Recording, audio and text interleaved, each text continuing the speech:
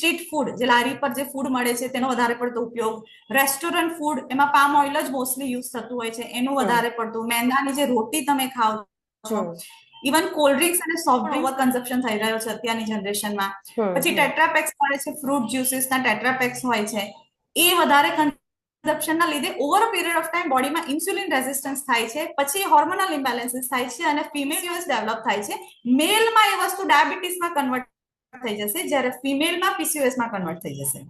બંનેમાં આઉટકમ્સ જુદા જુદા છે, એટલે કેર પણ જુદી જુદી હશે. બરાબર, બંનેમાં રિઝલ્ટ અલગ છે, એટલે બંને કેર પણ અલગ પ્રકારે લેવી જોઈએ. મેઇન કોઝ ઇન્સ્યુલિન રેઝિસ્ટન્સ જ છે, મેઇન કોઝ. પણ આપણી ફિમેલની બોડી મોસ્ટ પ્રોબેબલી હોર્મોન્સ અને ઓવેરીઝના ફંક્શન પર ચાલતું હોય છે, એટલે પીરિયડ્સ ડિસ્ટર્બ થશે. બરાબર છે, એટલે આપણે શું કામ કરવું પડશે કે ઓવેરીઝને સ્ટિમ્યુલેશન કરવા વાળા ફૂડ્સ અને લાઇફસ્ટાઇલ ફોલો કરવી પડશે.